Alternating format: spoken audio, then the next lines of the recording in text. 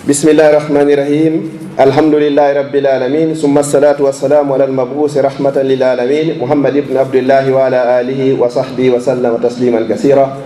Amma ba'du. Assalamu alaikum wa rahmatullahi ta'ala wa barakatuh. Haray bawo yettude Allah o hanaɗo yettede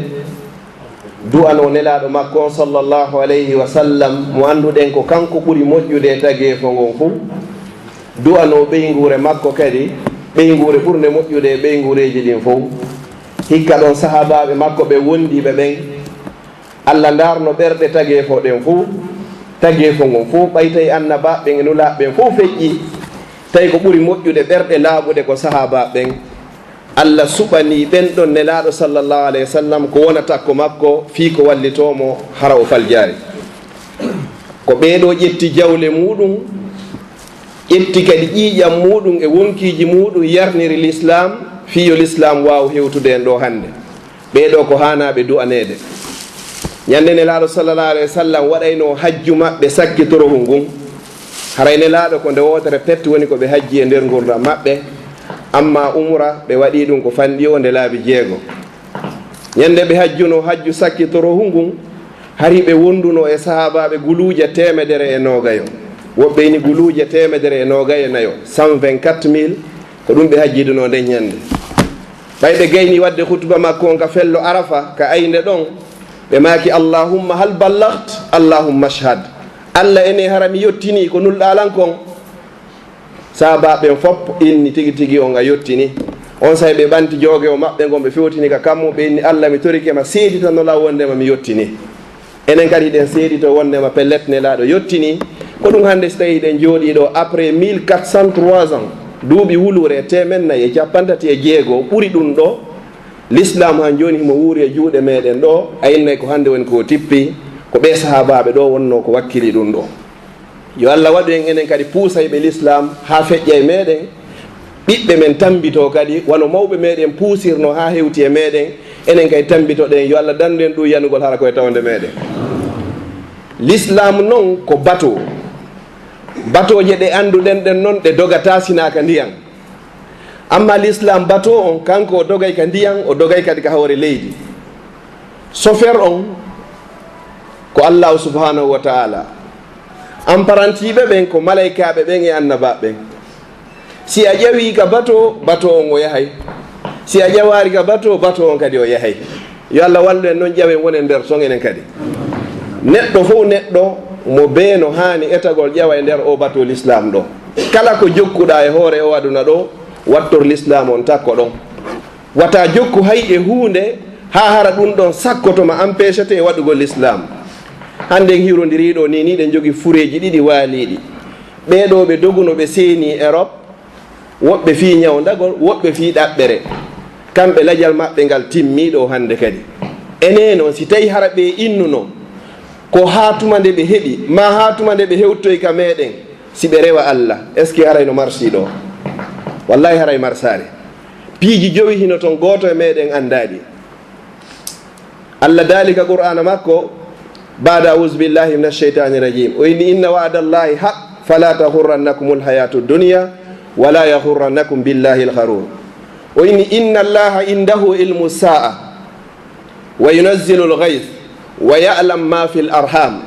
wa ma tadri nafsun maza taksibu gada wa ma tadri nafsun bi ayyi ardin tamut. Wo ko Allah petti andi ko woni e nder renga,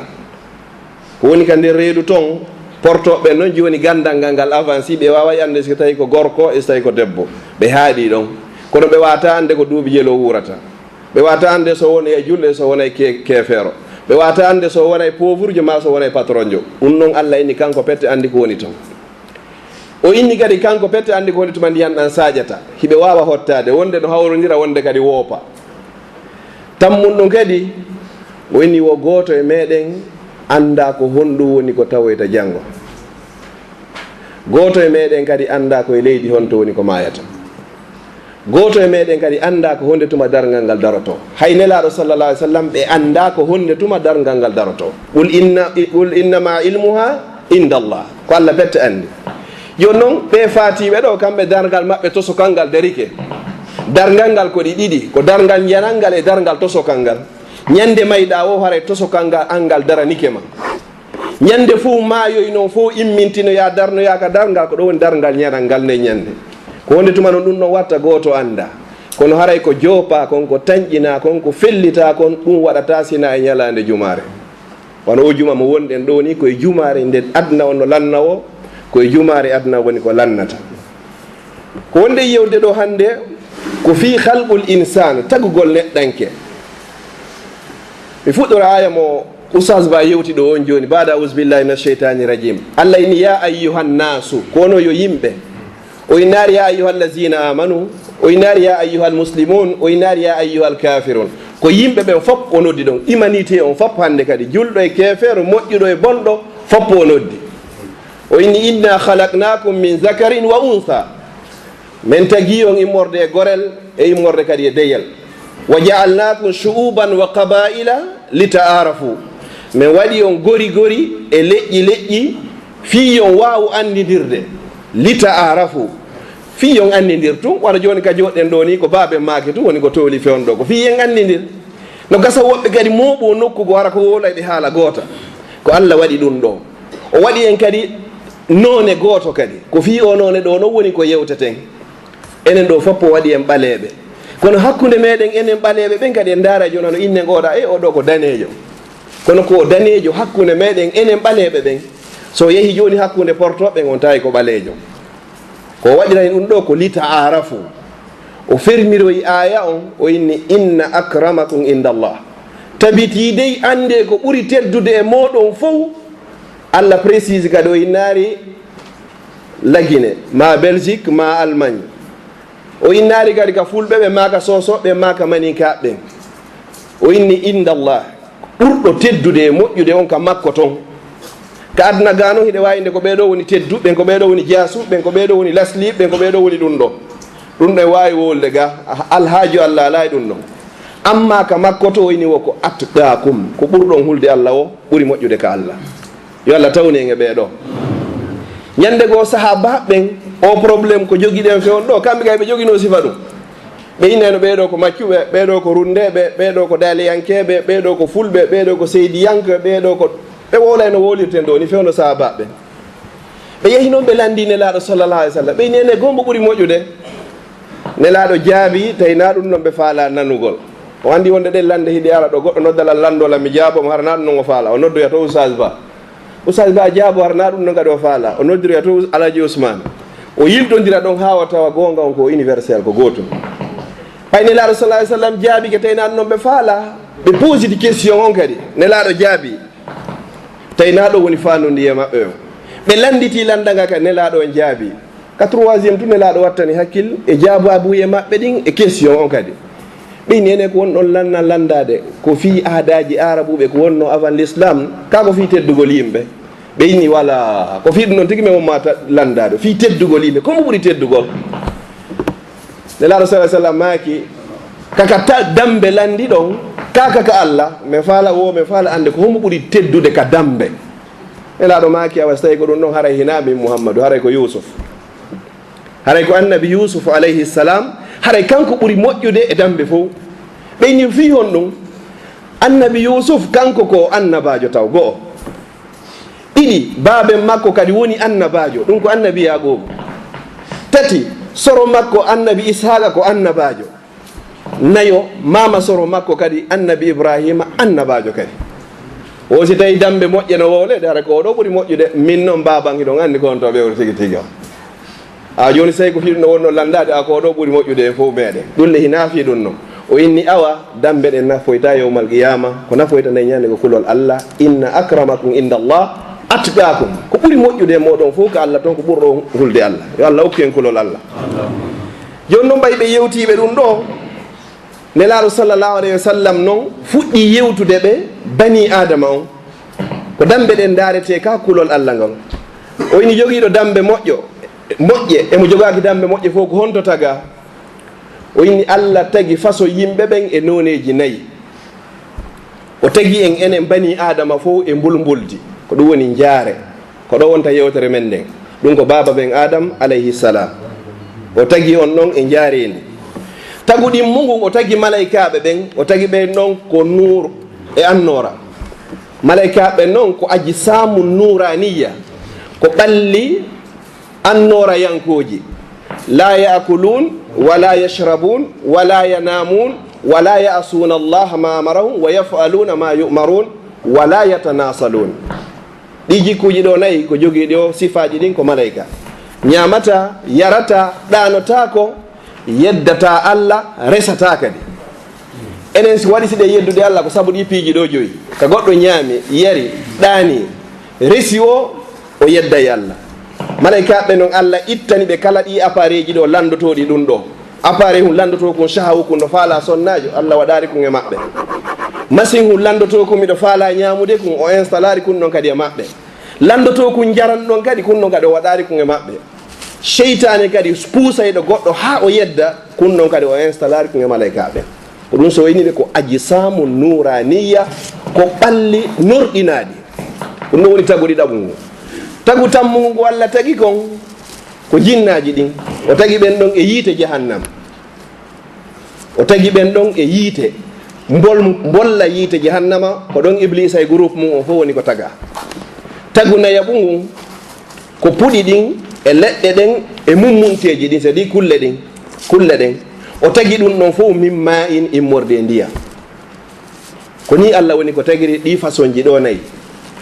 woɓɓe mbulbuldi, woɓɓe annora, woɓɓe yiite, woɓɓe o tagi ɓe immorde e ndiyam. o yilti tan o yi noon bani adama on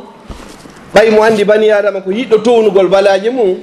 o wenni wo falyanzuril insanu mimma khuliq. yo neɗɗanke o ndaari koye honɗum woni ko o taga. si Allah pose no question won tun o haaɗi ɗon o répondari mo ɓe innayno min koye ɗum ɗo mi iwi, min koye ɗum ɗo mi iwi, min koye ɗum ɗo mi iwi. mo ɓe ndarayno ko ɓuri moƴƴude o inna ko ɗon mi iwi. Allah jaabi question on kadi yeeso ɗon kadi o woni khuliqa min ma in dafigin. o précise yeeso ɗon kadi ko honto ɗon iwata kadi o woni ko yahruju min bayni sulbi wattaraybi. ko yaltay ɗan hakkunde ƴiye ɓernde suddiɗo e ka keeci gorko on, ko ɗon maniyu yaltata, ko wiyete kon sperme. neɗɗo bani adama koye ɗum ɗo iwi. koye Allah tagi kon fop ala ko ñiddi ɓuri ko wiyete maniyu. bani adama noon si towni balaji mum wota o yeggito dey aslu makko on, baba makko e koye jaare. yilti kadi kanko tigi tigi lasli makko on koye toɓɓere maniyu. oɗo no woodi ka bunga la, oɗo mara ka bunga. bani adama on koye ko ɓurni coñci labaɗi o, ko gandal heewi e makko o, ko jogii laamu o, ko jogii nayewu o, ko jogii jawdi o. haray kine makko ɗen no heewi tew ko wiyete kon sicco. haray no heewi toon tew ɗum ɗon iwata toon. hundukon no heewi tew ko wiyete kon tuuta e durma. noppi ɗin no heewi tew tuuta. rendu no heewi tew ko wiyete kon jaañe ko yahata kon ko ɓa hoggo. ko ɗo wiyete bani adama. oɗo hana bungugol towna balaje. khuliqa min ma in dafigin. ko ɓuri e lowde ñiddugol kon fof tawata bani adama hay kanko tigi o yiɗa yi'ugol naafere goɗɗo yiyanomo, ko ɗon Allah woni ko tagi mo. joni noon ɓaawo tageede ko ñiddi ɗo, Allah innoyi noon aya goo yeeso ɗo inni wala kadi karramna bani adama. min teddinimo noon kadi. kono no tagama e koko ɗoyi ɗo fof o teddinirama to kadi ko teddinira o ko sabu l'islam. ko l'islam petti teddini bani adama. ka goɗɗo acci l'islam o jaasa e ɓuri ko jaasuno kon fof. sayyidina umar radiyallahu anhu mo anduɗen on o innuno wo kunna azilla qawmin fa azzana allahu bil islam. en laatinoke enen ɓe arabuɓe ala jaasunoɗo ɓuri en avant l'islamu arde. fa azzana allahu bil islam, o teddiniri en sabu o l'islamu ɗo. muhammadou ari e meɗen, qur'an tippi e meɗen, ɓurɗo moƴƴude e tageefo ngon fof yaltina e meɗen. deftere nde Allah ɓuri yidden fof woni kadi e haala meɗen. o inni walaw ibtagayna al izzata fi gayri l islami azallana allah. sen ɗaɓɓoyi teddungal goo harana e l'islam wo Allah hoynayi fi meɗen. ko ɗum Allah inni e qur'an man kana yuridu l izza fa inna al izzata lillah. kala faalaɗo heɓugol teddungal e jaahu ko l'islam o jogitoto. ala ko wawi teddingol goɗɗo ɓuri l'islam. ala ko wawi jaasingol goɗɗo so woopi l'islam. nda refe on ɗo leyɗe ka wuruɗen ɗo 21e siècle ɓe jangi ha fewn ɗo ɓe yeehi ka weeyo. joni koɓe faala ko hoɗoygol ka kammu. hakkille maɓɓe ɗen ɓay tunna l'islam ɗe jogii joni mo beeno litude ko be gorko jomba gorko, debbo jomba debbo. Dari hakkille maɓɓe ɗen yiya nokkugo na ɓe no jogii hakkil ko jogiiɗo kum micro on ɗo mbiɗo wowla ɗo fof no nande ɗo hakkil ko ɗum ko hakkille. Kono miijite kadi yo gorko jombu gorko, yo debbo jombu gorko, jasere hakkil ɓuri ɗum ɗo. Allah inni yewti fi ɓewni wo zalika mablaghum min al ilmi, gandal maɓɓe ngal ko ɗo woni ko hatti. Siko l'islam ɓe jogino ɗum ɓe waɗata no sifa ko nde hunde ñiddude ɗo ko ɓeeɗo wiyete bani adam. Joni noon ɗa o tagi en e ko ñiddi kon, kono o teddiniroyi en ɗum ɗa kadi honɗum sabu l'islam. Musidɓe julɓe tedduɓe miɗo toro hoore an toro en on fof mo beeyo jogi to l'islam, kala ka yarɗa yo l'islam battin e ma. Wata hulu, wata hertiri wondema ko a julɗo, yo mande julɗo yi'e ma wonu fiera ko a wonɗa julɗo kon, welto ɗum, wallahi ɗum ko nema noon. Allah no inni e qur'an goo, wa man yabtaghi ghayra al islami dinan falan yuqbala minhu wa huwa fil akhirati min al khasirin. Wo kola e moɗon jokkuɗo diina goo, kala ko o jokki harana l'islam, wo Allah jaɓanoytamo yawmal qiyama. Nder ton kadi wa huwa min al khasirin, haray o jeeyama ton e perduɓe fof yo Allah o dande. Ko ɓuri perdi fof ko perdoygoye laakara, hala wawata ko artede. Miijiti ila fuɗɗa mayede, yahuɓe ɓen fof ha goto artari. Sayyidina Ali radiyallahu anhu kanko e Umar ñande goo ɓe yawno ɓe juuro e gabaruji ɗin. Ɓe inni assalamu aleykum ahla diyar, kisiye woni e mon ko wono yo galleji julɓe. Yarhamullahu almustaqdimina minkum walmustakhirina minna wa inna inchallahu bikum lahiqun. Yo Allah yurme ɓen adiɓe, yurme kadi ɓen sakkitiɓe, minen kadi ko ɓooya ko min tawtoye on. On say Sayyidina Ali yaw fesi, ay o fesi, o inni ɗimmoɓe makko ɓen, o inni wo si tawi hara hiɗon anduno ɓe si ɓe wawayno wowlude ɗon andi ko honnum ɓe wowlayno, ɓe inni women anda. Sayyidina Ali ine wa acce mi yeetoɓe taho ko honno ene wonirɗen ɓaawo maɓɓe ga. O inni wo ko ono yo mawɓe mayɓe, wo sakanna diyarakum, min hoɗi galleji ka hoɗnoɗon ɗon, wala bisna siyabakum, min ɓornike coñci ɗi ɓorninoɗon ɗin. Goɗɗo ma yeyɗo acca base wi molnangi surroyamo ha gayna arta, wuppangi ha laaɓa, waɗangi sitati ha moƴƴa, ɓornoɗangi kadi yeddirangi Allah kadi, a yeggiti ɓorninoɗo ngi hande no e nder gayka. Sayyidina Ali inni wo wala bisna siyabakum, min ɓornike coñci mon ɗin, wa akalna amwalakum, min ñaami kadi jawle ko accuno ɗon kon fof min roni. Ko an andi no ɗaɓɓirno to, sino moƴƴuno ma no boni, tant pis pour toi. Wuuruɓe ɓen ɓe dakkimitoroye jawdi ndin, hasboore jawdi ndin fof kam ɗaɓɓuɗo ɗon ni woni ko fawi. O inni honnum kadi wa zawwajna nisaakum, min resi kadi sonnaɓe mon ɓen après 4 mois 10 jours, sonnajo ko fesata ko lewru ara ɗuuɗi ha, ma ha dondini sende, ma ha o ƴewta e keygu, o fuɗɗo ɗaɓɓugol client. Ko ɗum l'islam o wi ka 4 mois et 10 jours na yo cuɗo, après les 4 mois 10 jours haray hande kay ko yo cuɗo o labintino moƴƴo fi yo ɗaɓɓu goɗɗo goo. Maynoɗon kam maayi, Allah walla ma harɗa walode toon e ko moƴƴi. Sayyidina Ali on say o darti, o inni ene ɗon andi kamɓe kadi ko honɗum ɓe jaaboto si ɓe wawayno yewtude, ma hara si ɓe yewtino en nanayno. Ɓe inni o wo ko ɓe innayno, la tal abanna bikum dunya kama laibat bina. Wo men torike on,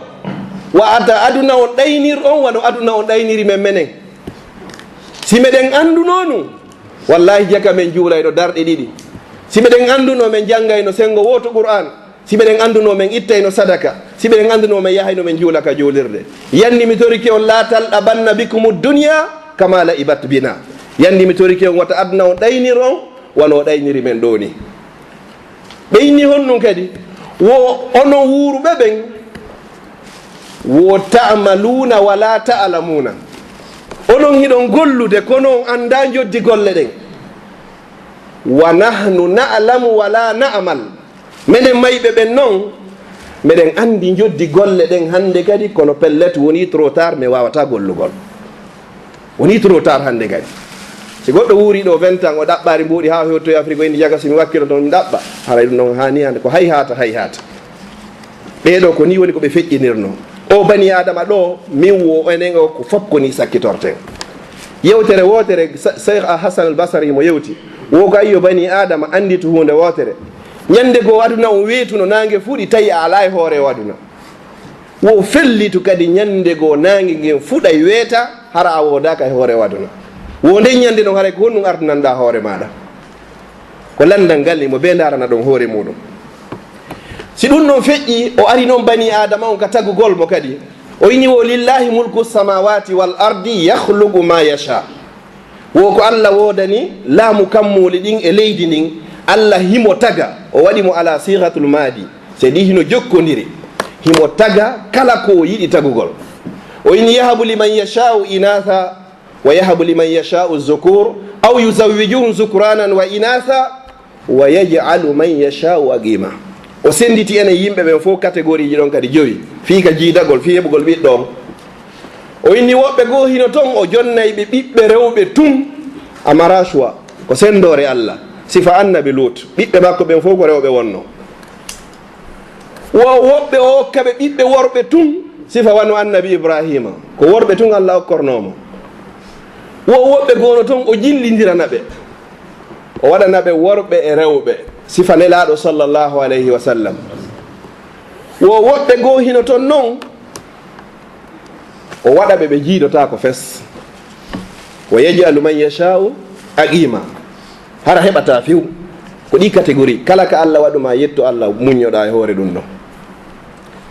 ɓay ɗum ɗo feƴƴi o inni ko bani adama on kadi ka tagugol mo nder ɗon ɓiɗɗo hino yalta hara nene e baba no faalirano noon hina noon ɗon kadi o yewtuma ko ya jogi to hunduko makon so ari himo raɓɓiɗi ma himo juuti ɗum ɗon hina e lawol ma woni ko danejo ma ko ɓalejo hina e lawol ma woni himo laba himo kaani a duwaka wolugol hay e hunde ko woni tun hiɗen wowini goɗɗum ka meɗen innugol jalugol kanaro ara ɗum no moƴƴi ɗum ko konngol harmugol noon hino harmi ka l'islamu few jalugol neɗɗo kanaro fewndu annabi moussa alayhi salam goɗɗo jaluno bareeru ɓaleeru kir o jali ndu ñallal ngal fof mo iwtiri ɓawa mayru himo jala ndu hakkego ndu kaani o jali ndu ha ɗum metti allahu subhanahu wa taala allah nuli jibril o ini yeyi yeetoɗa moussa yo yaw o lando o neɗɗo ɗo ene ko bareeru ndun o woni jalude ka ko taguɗo bareeru ndun on sa jali moƴƴi sa jali o téléphone ɗo o labaka haray na joom makko ko moƴƴinomo wiiɗa wata moƴƴingol ɗulle ko allahu subhanahu wa taala haray ɗum ɗon no harmi allah no inni e qur'an ya ayuha allazina amanu la yaskhar qawmun min qawm asa an yakunu hayran minhum ɓay ɗum ɗo feƴƴi en andi no tagira ɗen hannde kadi o addoyi aya mo fermiroy ne yewtere ɗo ɗon o inni ya ayuha al insanu ma garraka bi rabbika alkarim allazi khalaqaka fa sawwaka fa adalak fi ayi suratin ma sha'a rakkabak ko ayi yo neɗɗanke ko honnum hoduma e rewgol o joom ma waɗanɗoma ɗum ɗo fop suutuɗo waɗuma e toɓɓere mani yo ha yaltuɗa ɗo juutimma labinma waɗanma guite waɗi ɗiɗo fof ko honnum hoduma ha ronkuɗa rewgol oɗo ñande be bakkatuji maɗi ƴawa yahay ka makko kono kanko ñande be ñande arsike makko ngo tippina yo adda kanka mo ono inde o sali si tawi pay kum salanike ɗo joni mawɗo mum mawɗo makko on jonnatamo kañum kayna ɓay tunga waɗade komi wima kon en famodirta allah kanko wayra noon o ini wa fi samai risqukum wama tuwadun arsike mon on hino dowga e kala konko fota ɗon ñande be ñande tippoto ñande be ñande tippoto ñande be ñande bakkatuji ko wonne faggitade kon fof ya ƴawo e tawemo o dara ɗum ɗo daare ko jeeyaɗo a yeddilan ɓanta juɗɗe kadi allah okkoran o ina mikael tippingi san jonna jeeyaguel ngel o jonnama kadi kono mo habbima ka tournan inna rabbaka la bil mirsad joomi ma himo ka rompoen mo habbima ɗon ɗon noon goto ala wa in minkum illa waridu ala hay goto sina rewroyay ɗon a taway allah no habbima ɗon ɗum ko so tawi mayɗenen hewti ɗo ko ɗum si bani adama on hewti ka o mayata yeehi ha wonki kin hewti ɗo allah noddaymo o imminay ko noddamo o inna yabna adam kayo ɓinguel adam wada'uka wa tarakuk wa fi turabi dafanuk walaw zallu maka ma nafa'uk wa lam yabqa laka illa ana wa ana alhayyu allazi la yamut o ina hande noon siɓɓe maɓe ɓe dognoɗa ɓawa mum fof ɓe foppo hande ɓe wallinima ɗo ɓe accima ɗo ɓe yeehi ka nder gayka ɗo ka jareni ɗo ko ɗo woni ko ɓe surrayma wo haysi ɓe wondi ɗino e ma duuɓi temedere ɓawa wonkiki yaltude woɓe wawatanoma nafude hay hunde an kadi a nafataɓe o inni hande noon hay e goto luttanama si wona min allahu subhanahu wa ta'ala wa lam yabqa laka illa ana wa ana alhayyu allazi la yamut komi woni allah duumiɗo e gurdam mo mayata on few hande noon min no ya accu a accari, min no ya waɗɗo a waɗari. Hande noon intervention ala hay e hunde hakkundeji meɗen ko ɗo nelaɗo sa sallam maki wa in minkum illa sayukallimuhu rabbu.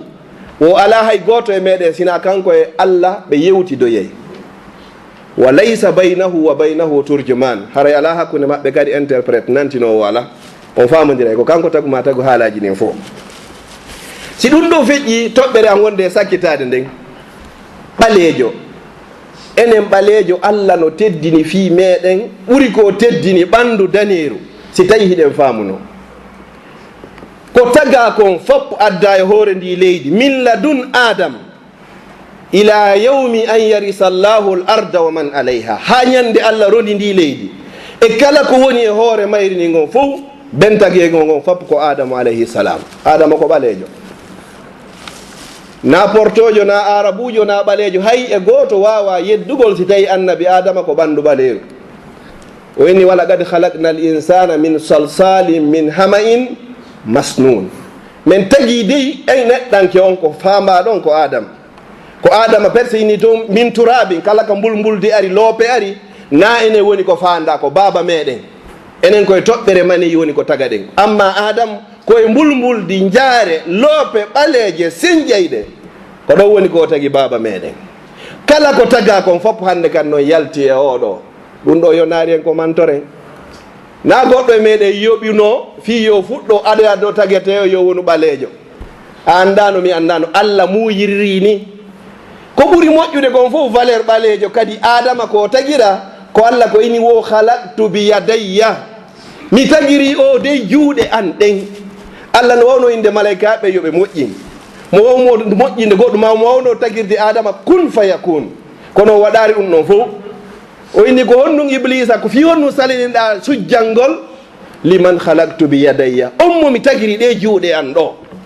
Allah ƴetti tan mum on fopp tagiri waɗi hunde ko haɗi sujjana o. teddugal ɓuray ɗum ɗo. tagaɗo yiwɗo e toɓɓere maniyu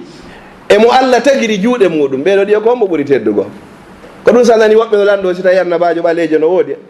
inne baba tagi e fo ngon fof ko ɓaleejo, nene tagi e fo ngon fof ko hawwa ko hombo ewi koye adam.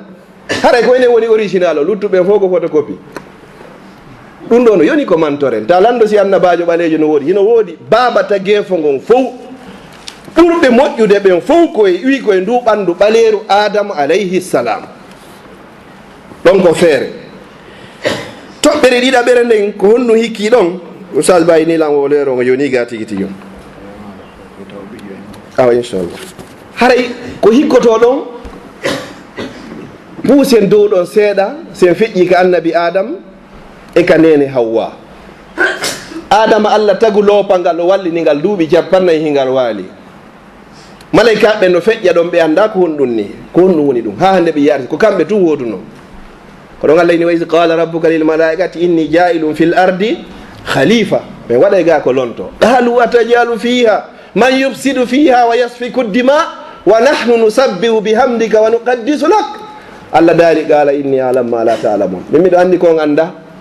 so tawi ɓen ɓe rufini e kono miɗo andi ɓen ɓe ɓuroyey on.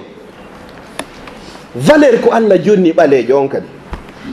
nane mbinno noon malaikaɓe hiɓe jogii piiji 5, ɓe ñamata, ɓe yarata, ɓe ɗanota ko, ɓe resata, ɓe yeddata Allah. enen bani adama on en waɗay ɗiɗo fof, tawata ko enen waɗayɗo ɗiɗo fof ko baba men adama ɓaleejo on. Allah innata malaikaɓe yeddata Allah ɓe yo yaw hiwromo, yo yaw sujjana mo. ɗum ko teddungal noon, yo yawɓe sujjana karamo ko makko, bi mana ko annabi adama woni ko janni malaikaɓe ɓen. Allah innuno malaikaɓe ɓen anbi'uni bi asma'i haulai in kuntum sadiqin. yiyete langinde ɗi piiji ɗo so tawi ko gonga haalu ɗon wonde maɓɓe ko rufoyey ɓe ƴiiƴe. ɓe inni la ilma lana illa ma allamtana, mais mara ganda sina ir gon ko jonnoɗamen. o inni adama ari ɗo place ma on hewti hande ga yeetiɓe inde ɗi piiji maɓɓe, anbi'um bi asma'ihim, yeetiɓe inde piiji maɓɓe ɗin. falamma anba'ahu bi asma'ihim, ɓayno yeehi ha annabi adama yeetike ɓeɗo, o inni a joni noon ko honɗum ɓe woni karama ko mon ka o wonari, hara ɗo hani jooɗade hiwromo. teddingol karama ko mon ɗum ko wajiɓe hoore janggana ko jom fi kala ɗum ɗo majjino hakkudeji meɗen ɗen toro Allah yo Allah artir. ɓe jooɗi ɓe hiwrimo sabu ko iblisa sali kon ɗum ɗo Allah sanctioni mo ila yawmil qiyama ha nande dargal dari ko sali kon sujjande baba meɗen adama Allah inni an omi pinima a naatoya yiite jahannama. Teddungal ɓuray ɗo malaika fof yo yaw jooɗo hiwro baba men ɓalejo on tawata ɗum ɗo yonaari en teddungal kadi en ɗaɓɓa e goɗɗum go ɓaw ɗum ɗo ɗon feƴƴi. Iblisa noon mi waɗa ɗon entre parenthèse, iblisa e annabi Moussa ɓe wanno discussion hakkundeji maɓɓe. Annabi Moussa no yiɗno yewtugol ha non o nodduno iblisa o inni joni komi faala moƴƴintingol hakkunde ma an e Allah. ɓay ko waddi on ko hunde wotere pet mi faala yo moƴƴintin. So ƴetti Qur'ana on jogandema Baqara ha hewtoyi bi rabbina 114 chapitre suratuji 114 ayeje ɓuuri 6000 verset o yiyata toon boneji ɗiɗi ɗi iblisa waɗi goy ko piihu gotum petto o bonni ko ɗum si karamakojo go nden waɗa yewtere ɗo wonde o inni wose wattanare enen jooɗiɓe ɗo ɓe hiɗen jogui bakkatu ɓuuri iblisa o inni fi hon ɗum wondaren iblisa ko bakkatuji jelu mari ɓeni ko gotum ko salino sujjangol kon adama ɗo no gayi goɗɗo himo mawnintini ko ɗum ɗon iblisa wanno o fenayi o wujjayi o jeenayi o jattayi o ño'ayi o janfoto ɗiɗo fof hara ɗo fawi e hoore makko. Iblisa noon ko gotum pette o luttoy ka nder yiite. Imagine noon an e iblisa ɗon haara ko hombo e moɗon ɓuuri ɗo woni feere. Anna Moussa inni joni fiyo moƴƴintin mi faala joni yaha e sujjanoya adama ɗaɓɓuru makko on kaw surra ɗon sujjanamo min Allah yo accane. Iblisa wo o jali ñallal ngal fof mo jalude kankita o in he Moussa an gaɗa kirɗi min ko kanko adi wiwgol min ko ɗum sa yi neɗɗo himo tappa ɓernde mo inna min ko insanun mutakabbir ko neɗɗo mawnintiniɗo ko iblisa wino ana khairum minhu ko kanko adi wolgol ngoko wo min miɗo moƴƴi ɓuuri adam o fiyon wo halaktahu min tinin wa halaktani min nar a tagi o e loope min a tagi lan e yiite pour lui tagaɗo yiite on no jogui valeur ɓuuri tagaɗo on e loope tawi hina ɗum ɗon iblisa inni bon ɗum ɗon watta few so tawi ko ɗon mi moƴƴintinirta ɗum ɗon mi sali. Iblisa kankadi o jonni noon annabi Moussa conseil o inni ɓay an ko a neɗɗo laaɓuɗo ɓerne an ka mi yettuma piiji ɗiɗi o inni wo ahlaktu nasa bizunubi wa ahlakuni bil istighfari wa qawli la ilaha illa allah. Wo komi halkirta ɓiɓɓe adama ɓen komi puusuɓe ha ɓe waɗa bakkatuji mi jooɗoɗa noon mi jala ndaare mo be men yo consulte ɓernde makko nden so puusima ɗo yonta waɗu tawaɗo o puusama waɗu tum waɗu ka gayinɗa wadde o hande kadi ko kanko arta ina a ndaari ko waɗɗa o nin sintinma kadi ko ɗum Allah ini ka masali cheitani is qala lil insani kfur falamma kafara qala inni bari'u minka. Si yehi ha o yeddi o in ha min ko ha ɗo arnoɗe ɓayangay mi andi a woni ko parti anga joni haɗa tigui o garno nato e nga yiite joni min kam ɗo o ɓay komi halkirta yimɓe ɓen ɓiɓɓe adama ɓen ko fiyoɓe waɗu bakkatu wo kamɓe kadi kala faalaɗo ɗan halkude min iblisa ko wi'ugol astahfirullaha e wi'ugol la ilaha illallah. Neɗɗo fodde mo duumi e wolugol ɗi konguɗe ɗo ɗiɗi iblisa wawanama hay e hunde cheytane wawanama hay e hunde a accide tun o présente o hande kadi accitugol ma hara o hewti ƴettitugol ma hara o yeehi kadi ko ɗo wiyete iblisa alayhi la'natullah kankan noon o ƴetti o wondiri o inni si Allah jaɓi mi majjinay ɓiɓɓe adama ɓen fop illa ibadaka minhumul mukhlasin sina seeɗaɓe ma ni e jiyaɓe ma woɓɓe goo hino ton ɓen ko ɓe laɓɓinaɓe noon ɓen ɗon mi wawata fi maɓɓe Allah ini jeeyaɓe am ɓen tigi tigi ɓen ɗon a wawataɓe majjinde. Joni mi waɗa ɗon hakkude parentése ɗon joni ndaareno juulirde heewiri ndaareno labira suumaye yaha ɗo joni tawa iblisa foolete a wawata arde ga juulirde hango nga woni parti makko sa fooloyi iblisa après le ramadan a ari ga an on haray o ronke naɓorde ga yiite si tawi noon a tippitoyi kadi ka juulirde ɗo wo ñande suumaye aroyi andu an e iblisa o yaadi jaga ko addunuma ga yo ko ɓay jaka iblisa o kolmbama o jolkama ɓayne la sallam no maki wosi suumaye ari dambuɗe yiite ɗen fof sokete dambuɗe aljanna ɗen fof uddite cheytanuji ɗin fof ɗi kolbe ɗi jolke jaka yo an a wawata forsude gonno wawa gañade iblisa araka juulirde kala wakkiloyiɗo ɓaawo ramadana o ari yo Allah addo en fof meɗen haray ko oɗo fooli iblisa kala wo ronkuɗo résistoyde hande kadi yaandu iblisa naɓorima o ini noon la am la anna jahannam allah inni awa min kadi mi hebbina yiite jahannama ngan an e kala jokkuɓe ma o ini ɓay tun adama oɗo woni saabu ha mi yalti don an on en yaadu yehi ɗum ɗo wonno annabi adama baba meɗen hikkiɗon kay nene hawwa kadi nene meɗen alayhima wa ala nabiyina afdalu salatu wassalam jangi kisi woni e ɓeeɗo yo ɓerde meɗe waalo nde toɓɓere ɗo pet hino yoni enen ɓandu ɓalere ko ɓaltoren haray ko ene woni lasli on ka tagugol bani adama adaɗo taguede on mo allah tagui on fo ko adama alayhi salam o ko wonno ko aden ɓalejo haray si tawi ɗum ɗon feƴƴi yewten ɗon kadi fi gurdan nelaɗo sallllahu alayhi wa sallam mi diwa ɗiɗa fof ko annabi Shuaybu mi aroyay ɗum noon ka résumé ka fen mi ara fewdo nelaɗo ɓurɗo moƴƴude e tague fo gon fop mo anduɗen on allah no tagui malaikajo on ko wiyete ko ridwan ko on noon jogui saabiji aljanna ɗen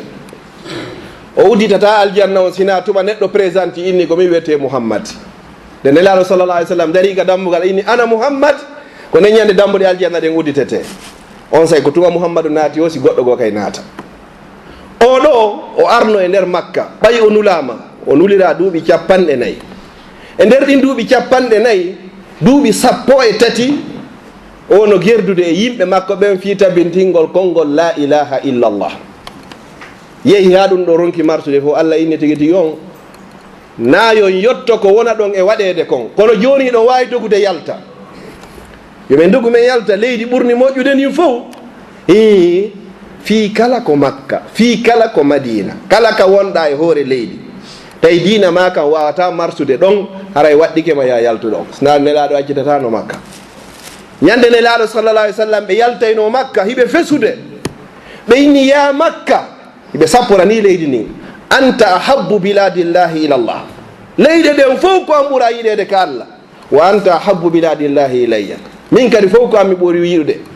lawla anna ahlaki akhrajuni fik lama kharajtu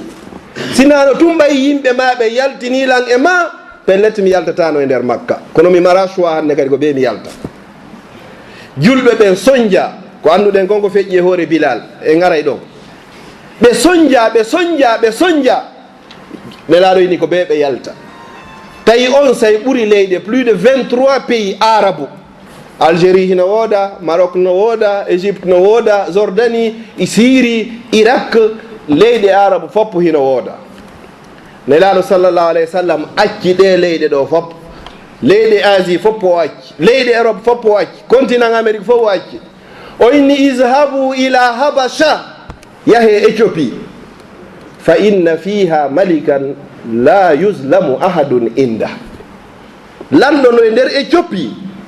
on o jaɓata tooñe waɗa e nder laamateri makko nelaɗo no anduno fimen ka anda fimeɗen si tawi le en heɓoye aljanna ko ɓe iwtiren ɓawo oɗo o inni wa in tuti uhu tahtadu son ɗoftike oɗo tun haray on feewi son iwtiri ɓawo oɗo haray on feewi nelaɗo ini yahe fattoyo ɗon e nder leydi Éthiopie lanɗo hino toon no wiye annajasiyu on o jaɓata goɗɗo tooña goɗɗo ka makko toon fi kala hari on sey najasiyu e nelaɗo na e diina wota ɓe wonno koye diina annabi Isa e Musa najasi woni ko wonno kono yahe tumoyni on ɓalejo on ko neɗɗo fewuɗo nunɗuɗo noon o jaɓata toñe waɗa e nder lamateri makko ndi o phrase ɗo tun o jumla ɗo no yoni ɓalejo ko o weltora ila yawmil qiyama izhabu ila habasha yahe Éthiopie fa inna fiha hino ton malika lanɗo la yuslamu ahadun inda goto toñatake ka makko ton ɗum ko enen noon enen sen tooñi haray en ƴettu jikku woɓɓe kono en andiraka tooñugol mi waɗa ɗon entre parenthèse so ndaroyi tariha winda ɗon on andi tariha ko wiyete histoire ko a ƴettu 50-50 na aya qouran na hadis no wawa wonde gonga fof kan wawa wonde fenande par ce que koko filla woɓɓe no inni ɓen wurunoɓe on say e nder Éthiopie hari ko baɓe maki ko fulɓe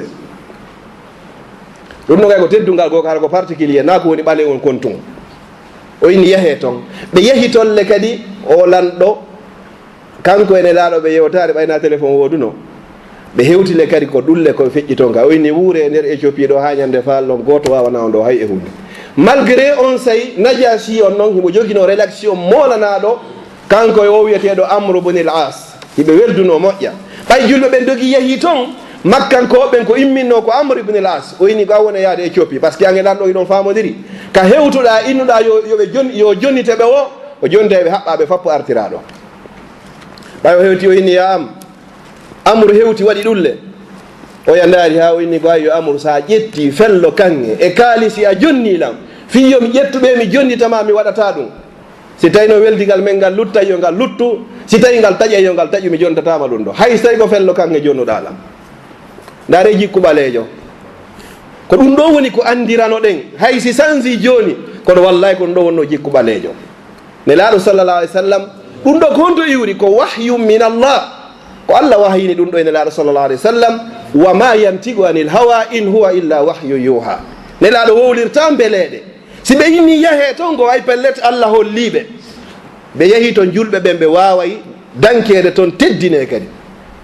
ɗum ɗo woni feere jum si ɗum ɗon feƴƴi ko leydi ɓaleejo e ko ɓaleejo heɓi l'islam ko tawata kon kala mo yadare ɗum ɗo ka Allah haray mo jeeya e perduɓe no wolirɗen ɗon nane l'islam naati ka leydi meɗen enen Afrique ko adinaɗo ede Madinatul Munawwara ɗum ɗo yonari en teddungal l'islam on arno e nder Éthiopie o wuuri ɗon o tabbiti ɗon gollitira ɗon kadi duuɓi si l'islam on noon feƴƴi hewto e nder Madinatul Munawwara julɓe ɓe woni ɗon ha woɓɓe immi hooti Makka soñjaji ɗin fuɗɗiti kadi nelaaɗo ini yiltite kadi ka wonno ɗon toon ɓe yiltiti kadi e nder Éthiopie woɓɓe ko ɗon woni ha nde nelaaɗo sallallah alih sallam feruno ɓe iwi Makka ɓe seeni Madina ɓe iwri Éthiopie ɓe yaari Madinatul Munawwara ɓe yiltitaki Makka hannde kadi hakke ko teddugal ngal moƴƴuno ko ɗum enen kadi sen daari fewn ɗo joni ɓoyi ɗo kara hotata hannde kadi teddugal ngal moƴƴiɗo ndiyan no woodi courant no woodi cellal no woodi sécurité no woodi kalis no heɓade si ɗiɗo fof no woodino ka meɗen est ce que hara garayno e garatano ko ɗiɗo mankanno makkankoɓe e nder Makka waɗi si ɓe dogi ɓe yeehi Éthiopie ɓay noon ɓe heɓoyiɗi toon ɓeyni ala ko ɓe yiltanto hannde kadi toon ɓe yiltotako toon hannde kadi ɓen noon ɓe woni toon ha ɓe immi ɓe yaaro e Madinatul Munawwara ɗon feƴƴi ndaari teddungal kadi ko Allah waɗani ɓaleejo nelaaɗo sallllahu alayhi wa sallam e Najashi ɓe yiidaari hayno wotere ɓe yiidaari fes o Najashi ɗo o maayi e nder leydi Éthiopie ɗo nelaaɗo sallllahu alih w sallam hiɓe e nder Madinatul Munawwara ɓe hendi information nouvelle o wondema Najashi o maayi nelaaɗo moɓidiri sahaba ɓen fof ɓe joolima ko wiyete kon salatul ghaib julde wirniɗo kon mbo ada waɗanede ɗum ɗo ko ndu ɓanndu ɓaleeru ndu yawitiɗen ndu minimise ɗen enen ɗo ndu no teddi ka Allah subhanahu wa taala salatul ghaib ndaare tariha on fof ko ada juulede salatul ghaib ko an Najashiyu ko o ɓaleejo ɗo wonnoɗo e nder Éthiopie kono arabu ɓen ɓe windata fi ɗum ɗo fof ko ɓe windata ko fiɓe maɓɓe ɓen tun enen ɓe acca ɗo ɓay e windade kon mo windanta en hay so ɓe winda e hoore mo hina ko moƴƴi kala ka ɓe yaltinta en kaka warte ɗum e ka heege woodi e ka nawnaji ngal teddungal ɗo ko enen heeɓi ngal ɗo salatul ghaib e hoore Najashi o ɗo ɓay o maayi nelaaɗo nomo juulata goɗɗo sina hara ko aaden aljanna ɗum ɗo yonaari en teddungal ɗon feƴƴi sonnajo gooto kanko laɓɓinayno juulirde nden Madinatul Munawwara Madinatul Munawwara ka juulirde kanko hoccayno toon ñoogi hoy koy hiɓe inni ka tariha on hari ko wonno ko yummira on hari ko ɓaleejo o faatori jemma no ɓe windiri noon ɓay o faatike sahaba ɓen ƴettimo naɓi surroyimo ɓe findinaari nelaaɗo sallllahu alayhi wa sallam wonoyi ñallal woni balɗe ɗiɗi ka 3e jour nelaaɗo iyaari ɓeyni honto ndenan kaarijo woni sahaba ɓe inni nelaaɗo on o faatinoke ila hecci hanki num min wattinoyimo num nelaaɗo maaki hanno yeeto ɗollan sahaba ɓen ɓe maaki wo men faalano kama findinde nelaaɗo sallllahu alih w sallam juulimo salatul ghaib o kadi ko ɓaleejo wonno kadi ɗum ɗo kadi yonaari en ɓanndu ɓaleeru ndun ni si ɗum ɗon feƴƴi nelaaɗo sallllahu alayhi wa sallam ɓay woni ha l'islamu tabiti ko gerda e muɗum kon fof waɓtongo lanni l'islam on tabiti hannde kadi yehi ha julde farlama korka farlama piiji ɗin fof farlama joni noon ɓe maapike ko honno hannde kadi ɓe wawata andinirde julɓe ɓen lere julgol ngol yoni woɓɓe ini huɓɓe yiite woɓɓe ini waɗen talerru woɓɓe andi proposition ideji muɗum sahabaji na goto na ɗiɗo ɓe yehi ɓe hoyɗi noddinan ɗum no wonde noddinirde ɗo ni ka raɓɓiningol nelaɗo sallallah alih w sallam maki yeehe janno ndu noddinandu ɗo Bilal tindinoyimo ndu tawi sahabaɓe ɓe falaka fes ɓe yiiɗa few tawi Seydina Bilal ko on say simo noddinde ko inata ko asadu o leynugol ashhadu on ɗon o wawata yaltugol moƴƴa woɓɓe noon critique a ɗum ono woniri fewn ɗo ni ka men ɗo ka woɓɓe kasi he feƴƴiɗo prononce ari moƴƴat tum ɓe nawa timmina sellina hayƴeɗen e Allah tagu tum fof o fonna nda reeɗi kolli ɗo haray fof wawata fotugol nelaɗo maki ko Bilal oɗo Bilal woni awwalu muazzinin li rasulillahi sallallah alih w sallam fi tarihi l' islam kanko adi noddinalngol nelaɗo sallallah alih w sallam ndarolle fewdo nelaɗo suɓimo hari Aboubacar hino ɗon Aboubacar e nelaɗo ko esraɓe fewdo nelaɗo suɓimo hari Oumar hino ɗon Oumar e nelaɗo sallah sallam ko esraɓe fewdo nelaɗo suɓimo hari Ousmane no ɗon Ousmane e nelaɗo sallah sallam ko esraɓe fewdo nelaɗo suɓimo hari Ali kadi hino ɗon Ali e nelaɗo sallallah alih sallam ko ɓe esraɓe fewdo nelaɗo suɓimo hari Saad ibne Abi Waqqas on kadi himo ɗon Saadu e nelaɗo ko aden e kaw mum nelaɗo acci ɓeɗo fof inni yehetinde noon ɗum ɗo Bilal Bilal tawi kanko adi ewnanade l'islamu on noddinana kadi e hombo ɓurɗo moƴƴude e tagi fo gon ɗum ko nelaɗo sallallahu alayhi wa sallam ngal gueɓal ɗo ngal ɗo yonari en kadi innugol sa enen hay hunde innugol ko woni o ko ɓale ko golle noir la ɗum yowodira hay e hunde ko ndu ɓandu Allah ɓuuri yidde o yi ndu ko ndu ko ɗum waɗi so ƴetti piiji ɗin foppo waɗi ɗo ɗum ɗon woni ko feƴƴi hande kadi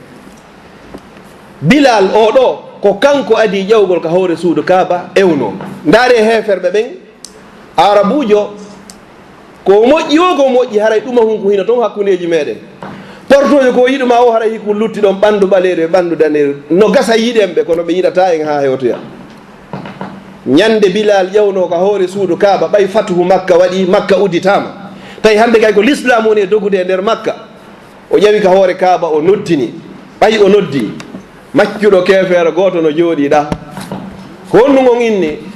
o inni mbari an heeɓi sens molnaɗo ko Allah wari mo ado o yiwde o maccuɗo no ƴawa ka hoore suudu Kaaba ɗo noddina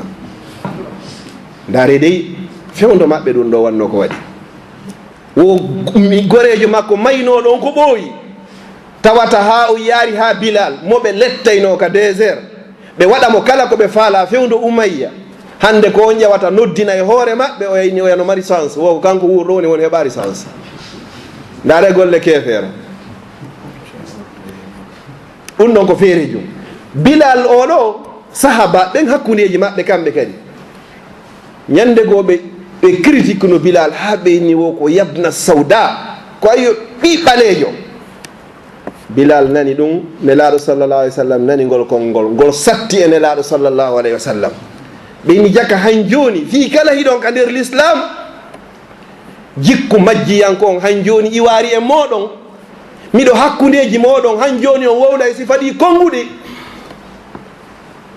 on sayi sahabajo wolnoɗo woɓɓe ni ko Abazar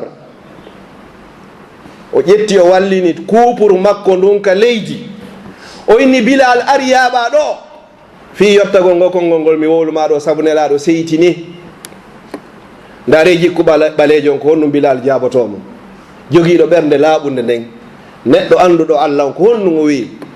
o inni wo himo mooli Allah nde o ƴettata teppere makko o tippa e kuupuru sujjandu Allah hay so tawi ko nde wootere o inni o waɗata ɗum kanko o yaafike ko yaafiɗo kay tayle o yaafike few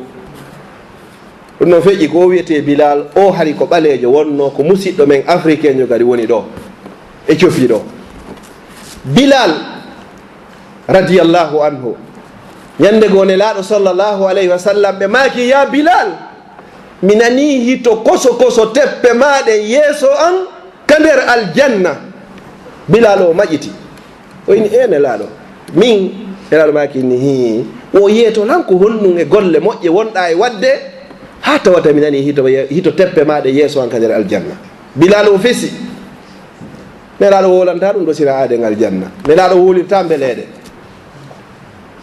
Bilal o miijiti e golleji makko ɗin ha o andite o inni wo ha hande salligi bonirari lan sina mi yahay mi salligo simi salligike mi gayni kadi mi juulanayi Allah darɗe ɗiɗi simi juuli kadi mi ɓanta e juuɗe anne mi toro Allah yo Allah yaafala nelaɗo ma ko sabu ɗum ɗo okkuma aljanna. Yo Allah newnu en wawi waɗugol nga gollal ɗo. Joni hara yewtere nden leer o lanni gasari mi resima luttuɗin haɗa ɗe weltano kala neɗɗo yawɗo ha suusi ƴetti bobo muɗum jonni ɓiɗɗo mum inde nden hara ko Bilal. Haray ɓe mawɓe men ɗo Alaji Abdoulaye kolla ɗo ɓooyaari ko Seydina Bilal woni ko ɓe innitiri ɓiɗɗo maɓɓe on. Miɗo toro rabbul ibade on nde ñalande wonɗen e muɗum ɗo ɓaawo julde alan sara kadi ka du'a jaboto yo Allah waɗu bobo wonwa Bilal. Si ɗum ɗon feƴƴi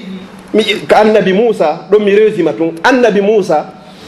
tarihaji goo no windi wondema annabi Moussa ko ɓanndu ɓaleeri wonno arabuɓe ɓe yetti ɗum ɓe ƴetti honɗum tariha on ko honɗum ɓe inni wo konngol ko wiyete ko Moussa wo alamarɗo ngol konngol ɗo sina ɓaleejo. Si goɗɗo tappima ɗo joni inna ɗum ɗo Moussa ko tappuma kon Moussa nane yewtere nde moƴƴa o tappima ano muusi ka Moussa wo ko honɗum waɗi si annabi Moussa innira Moussa ko ɓay yumma makko sowike mo lebbi 9 e balɗe 10 sonnaɓe no andi ko woni sowagol o jibini mo ha gasi tawi ko fewndo Fir'aun sa jibini yara ko ɓiɗɗo gorko ko a ƴettumo ukkaka nder wowru una tayle ko fewndo on sayno ko be o waɗa ɗum ɗon. Allah lulimo wonnema yo ƴettumo o tumba e debe o bugo ka nder ndiyam o ina ɗa hari ko unugol joni omi ƴettu o ɓiɗɗo mi bugo ka maayo o inni wo kono ɓay ko yamirore Allah Moussa bobo yaadi e nde inde ɗo par ce que na fembugol wodu noon Allah pooɗi mo ɗon ha hewtinoyi kadi ka Fir'auna tawi ko Fir'auna woni ko ne'ata o ko ɗum si yimowo on inni wo fa Moussa allazi rabbahu Fir'aunu mursalu wa Moussa allazi rabbahu Jibrilu kafiru. Moussa ɓen ko ɓe ɗiɗo Moussa Fir'auna mo neyi on woni annabajo ɗum ko annabi Moussa alayhi salam. No woodi Moussa jo gool kat taw wiyeteɗo Moussa Samiri moƴƴinoɗo ndiya ngaari kanŋe ndin ɓe rewi ndi fewndo annabi Moussa yewno yewdugol e Allah on noon ko ñaameteji aljanna woni ko neƴira ko hommo neƴimo kadi ko patron men fof lanɗo malayika o fof Jibril o woni kefeero. Innaka la tahdi man ahbabta a wawata fewnde mo faalɗa on walakin Allah yahdi man yasha ko Allah wawi fewnde yo Allah fewnu e fewna e ɓiɓɓe men ɓen. ɗon ko qissa mi ala yeñude ɗo leerol lanni si ɗum ɗon feƴƴi ƴetten annabi Shuaib ɓe inni annabi Shuaib o wonano arabujo ɓe inni so ƴettama joni ko ɓaleɓe ngo dambiterte kono ɗo ko minen yewde o na hadis ma Qur'an ko tariha wondema oɗo kadi ko ɓaleejo wonno fi kala woɓɓe no conteste no sali ka annabi Moussa ɗa miigiti toɓɓere wotere ɓe dallinori ɗiɗaɓu wondema hari ko ɓaleejo wo Allah inni ka Qur'an wo adkhil yadaka fi jaybika takhruju honɗum bayda wo ƴettu jungo ma ngo watta ka nder jiifaga ngo yaltay ko ngo dane o ɓenni wo si tawi jungo ngo yaltay ko ngo dane o fewno ngo natata hari ko ngo honɗum Allah innatano ngo yaltay ko ngo dane o hara fewno ngo natata kadi ko ngo dane o ko ni tariha on histoire on ko ni ɓe analyse irta ɓe yettiri ɗum ɗon mi feƴƴa ɗo inchallah leerol lanni mi sakkitora hombo Cheikh Luqman suratul spécial no wiye suratul Luqman oɗo karamogo ɓen hiɓe yeddodiri woɓɓe ni o wonno annabajo woɓɓe ni o wonano annabajo ɗum yeehi ha hay nokku ka jiccoyi Allah natiren ɗo wonɗen e yewtude woɓɓe yinno oɗo kay ko ɓandu ɓaleri wonno ko wonno kono yiyata suratu Umar ma suratu Abubakar ko wiyete suratul Luqman ɓe inni oɗo kay ko wonno ko ɓalejo ko teddugal ko haɗo Allah ini wala gade atayna Luqmanal hikma min okki Luqman o ko wiyete hikma Allah non inni ka Qur'an o innari kala on okkaɗo gandal haray o okkama moƴƴere ɗuɗunde ko Allah inni wa man yu'tal hikmata faqad utiya khayran kathira wa ma yazakkaru illa ulul albab kala okkaɗo ko wiyete ko hikma faamu haray o okkama moƴƴere hewnde kono ala oɗo wajidotako sina ɓen jomiraɓe haqqillaji. Wa akhiran ka suratul ahzab Allah inni ɗon honɗum falamma qada zaydun minha watara zawwajnakaha oɗo kadi ɓe inni o wonno ko ɓalejo Zayd so ƴetti sahabaɓe fof ɓeɓe mi woli fimo guluuje 120 e goɗɗum o yiyatamo inde mum wowla hala ko inde makko nden tigi si wona o wiyeteɗo Zayd ɗo histoire o kadi feƴƴi hakkude makko e hombo nelaɗo sallllahu alayhi wa sallam ɓeyni oɗo kay wonno ko ɓaleejo oɗo o jombi sonnajo o accitimo ko mbo jombitunomo ko ɓurɗo moƴƴude tagi fo gonne laaɗo sallllahu alayhi wa sallam ɗum ɗo fof ko yewtiren ɗo ka be ko ɗeɗo sakkitiɓe fof e wawa développé leer o ngo wuuti woni witte miɗo toro Allah subhanahu wa ta'ala on ka Allah teddini en ɗon kadi yo Allah ɓeydan en teddungal ngal kadi mi torike rabbul ibad o yo Allah taw hara ko fi Allah yewtira ko fi Allah kadi woni ko heɗora kadi mi torike rabbul ibad on en a ñamaka aduna ga kono Allah taw kanko himo yiɗi en ka makko no yiɗiri en noon ha suɓani en ɗi piiji ɗo fof yo yiɗirni en ni kadi ha hokku en jannatul firdausil ala mi torike rabbul ibadi on ngol leñol meɗen mbaɓe makino hatto jini e teddungal je ɓuuri kadi o hokki en ɗi ɓuuri gandal o hokki en ngari o hokki en jawdi o hokki en piiji ɓuuri o hokki en no lutti pi kon himmanɗen ko kanko kadi woni jogui kun ɗon miɗo tori Allah subahanahu wa taala koye ñalade juma wonɗen ɓawa julde alasara yo Allah teddiniren kadi hendagol ngol laamu ka meɗen mi toriki Allah kala ko addata ko wona saabu ha ɗum non wawo hendade yo Allah on ɓannu kala ko wonata saabu ha ronka ɗum ɗon wadde yo Allah on pottin min sakkitora yo Allah fottindin en e hoore ko yiɗi o yarli aqulu qawli hadha wa astaghfirullah li wa lakum fastaghfiruh innahu huwal ghafurur rahim wassalamu aleykum wa rahmatullahi taala wa barakatuh aray torki Allah Allah nafira en ko waɗa ɗo ko fof e bayanaji torki Allah Allah moɓiro en diga srate hoore yaafede yalle torki Allah fatiki Allah hokkude ɓe umra ɓen fof yo Allah namuɓe jaɓanaɓe umraji ɗi waɗɓe fof halisatan lahu ya rabbal alamin luttuɓe ɓen ɗo kadi yo Allah jaɓanɓe golleji ɗi nananaɓe juuɗu gonngol e dal gonngol e hol gonngol e waɗgol zakka e dennagal golleji ɗina torki Allah fatiki Allah kala maɗo ɗo probléme yo Allah ittamo almama soñdia yo Allah subahana taala ittamo moɓiro eɗen ɗo ni yo Allah subahana taala moɓiro en ni hoore yaafede yalla yalla ɓutina en ka meɗen walla ko ɓutti ɗon geɓal meɗen ɓen fof yo Allah subahana taala dikkiɓe yonantaɓe jallalɗi maɓɓe ɗi torki Allah fatiki Allah Allah dikkina en Allah jeeya ɓuuɓa Allah dikkina Allah jeeya ɓuuɓa Allah jeeya ɓuuɓa eɗen nagal namu ɓen fof Allah fatikema Allah Allah barke ɓeyngole jilɓe ɓen fof torki Allah fatike Allah dendagal kono lawla julɗo yo Allah hedindiren e muɗum yo Allah subahana taala hawtidiren e hoore goga sallllahu ala sayyidina Muhammad wa sallim subhana rabbika